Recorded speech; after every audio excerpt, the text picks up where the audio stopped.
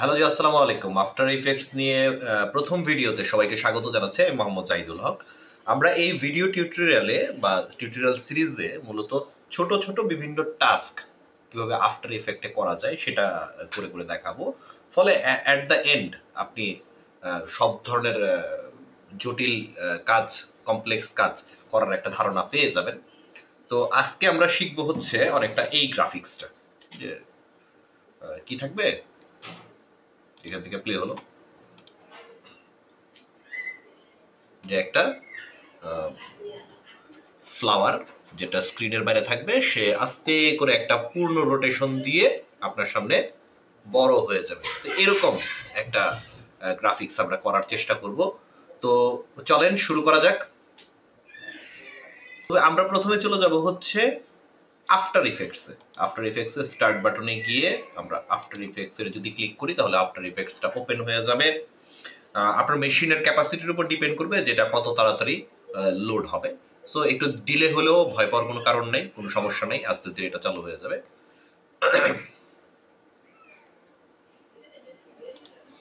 After ইফেক্টসটা যখন on হবে তখন দেখবেন যে এরকম একটা হোম উইন্ডো আপনার সামনে চলে আসবে। আমার এখানে বেশ কিছু রিসেন্ট প্রজেক্ট রয়েছে, যেহেতু একটু আগে আমি কাজ করেছি এটার উপরে, তো এগুলো আপনার এখানে ব্ল্যাঙ্ক থাকতেও পারে যদি একেবারে প্রথমবার আপনি কাজ করে থাকেন। আপনার কাজ হচ্ছে প্রথমেই এখানে যে নিউ প্রজেক্ট আছে, নিউ প্রজেক্টের মধ্যে ক্লিক করা। নিউ প্রজেক্টে যখন আমি ক্লিক করবেন দুটো অপশন আপনার সামনে চলে আসবে।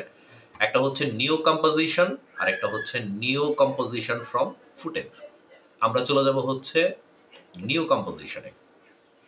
এরকম একটা কম্পোজিশন সেটিং আপনার সামনে চলে আসবে। তো আজকে এটার আমরা একটা নাম দিয়ে দিলাম। এটার নাম দিলাম হচ্ছে, যেহেতু আমরা প্রথম ক্লাস আমাদের, তাহলে লেকচার 1 নামে আমরা একটা কম্পোজিশন তৈরি করছি। বাকি সবগুলো অ্যাজ ইউজুয়ালি রেখে দেন, এগুলো নিয়ে এত মাথা ঘামানোর কিছু নাই। ওই ফ্রেম রেট 25 আছে এবং আমাদের যেই স্ক্রিনের যে রেজুলেশন আছে সেই অনুযায়ী 19, 20 এবং 1080 আছে এখানে। এবং 10 সেকেন্ডের একটা ডিউরেশন এইভাবে রেখে দিই আমরা। এবং ব্যাকগ্রাউন্ড কালার হচ্ছে ব্ল্যাক। যেহেতু এটা একটা 2 সেকেন্ডের একটা মাত্র ক্লিপ আমি তৈরি করবো, 10 সেকেন্ডে রেখে দিলাম, কোনো সমস্যা নেই। এখানে সিম্পল আমি ওকেতে চাপ দিলাম। তো এই আমার কাজ করার জায়গাটা চলে আসলো। এখানে আমি এই জায়গাটার মধ্যে আমি আউটপুটটা দেখবো। এটা হচ্ছে আমার টাইম লাইন, এখান থেকে আমি নিয়ন্ত্রণ করব, এখানে টাইম লাইন নিয়ন্ত্রণ করব। আর এখানে যে যে উপকরণগুলো নিয়ে আমি কাজ করব সেই উপকরণগুলো আমি এই জায়গার মধ্যে রাখবো। আমার উপকরণ কি লাগবে? ব্যাকগ্রাউন্ডে থাকবে হচ্ছে কালো, আর আমি একটা ফুল লাগবে বা ফ্লাওয়ার লাগবে। তো ফ্লাওয়ারটা কোথায় আছে? এখানে যদি সিম্পল এই জায়গাটার মধ্যে আপনি ডবল ক্লিক করেন এবং আপনার যেখানে এই ফুলটা আপনি ডাউনলোড করে রেখেছেন বা আপনার অবস্থান, যেমন এখানে আমার এই ফুলটা রয়েছে, তো এখান থেকে আমি সিম্পল কি করলাম, এটার মধ্যে ক্লিক করে ইম্পোর্টে চাপ দিলাম, দেখেন আমার ফুলটা চলে আসছে। তারপরে রিসোর্সের মধ্যে আমার ফুল চলে আসলো। এখন আমি কি করব, এখান থেকে সিম্পল ড্র্যাগ করে, মাউসের মাধ্যমে ড্র্যাগ করে আমি আমার টাইমলাইনের এই জায়গার মধ্যে এটাকে রেখে দিব। দেখবেন যে বাই ডিফল্ট এই ফ্লাওয়ারটা চলে আসছে।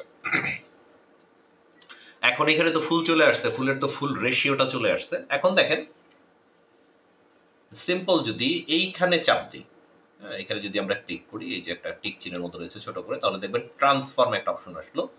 এখানে যদি আমি ক্লিক করি তাহলে আমার কাছে অনেকগুলো অপশন এখানে চলে আসছে। প্রত্যেকটা লেখার পাশে, যেমন anchor point, position, scale, rotation, opacity, প্রত্যেকটার পাশে একটা স্টপ ওয়াচের মতো রয়েছে। যখন কোনো একটা অ্যাট্রিবিউটের পাশে আপনি স্টপ ওয়াচ দেখবেন তখন ধরে নেবেন যেটাকে অ্যানিমেট করা সম্ভব।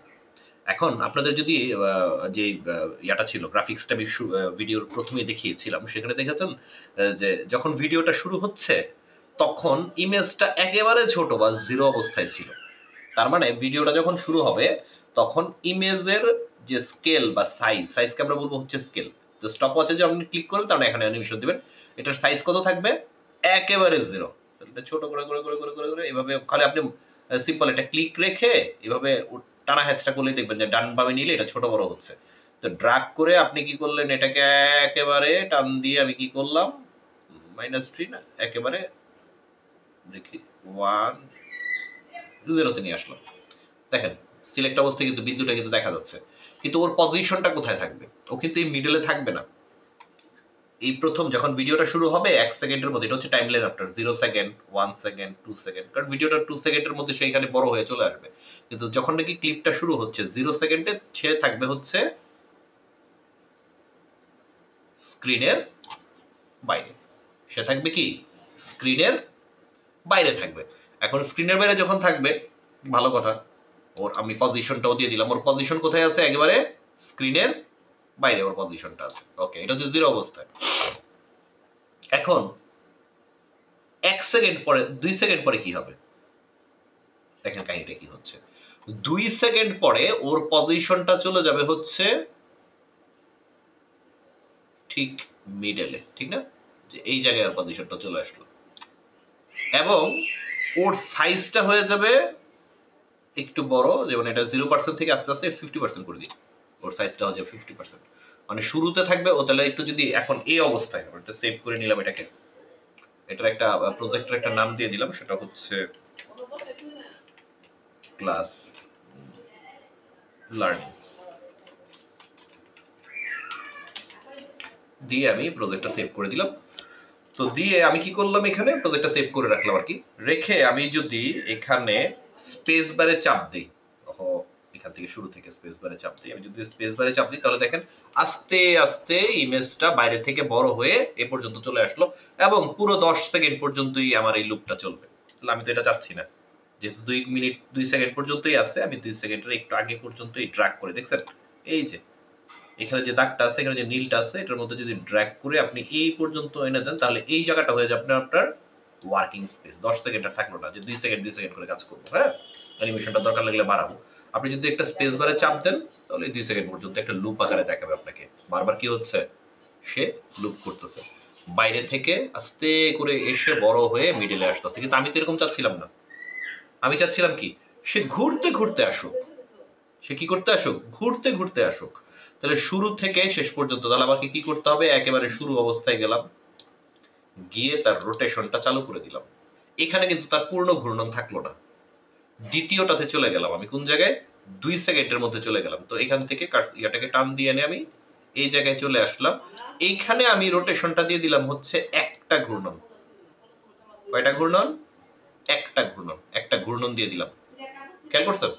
তাহলে এখন যদি আমি এটাকে একেবারে মাথায় নিয়ে স্পেস বারে চাপ দিই, দেখেন পুরোটা ঘুরে মিডলে চলে আসতেছে, পুরো একটা ঘূর্ণন পাচ্ছে 1 সেকেন্ডের মধ্যে। তো আশা করা যায় যে এই ভিডিওটা আপনারা একটু পুরোটা দেখবেন, দেখে বাসায় একটু প্র্যাকটিস করবেন। আস্তে আস্তে ছোট ছোট কাজের মাধ্যমেই আমরা আমাদের দক্ষতা অর্জনের চেষ্টা করব। তো দেখা হবে পরবর্তী ভিডিওতে। তো সে পর্যন্ত সবাই ভালো থাকবেন। ধন্যবাদ সবাইকে।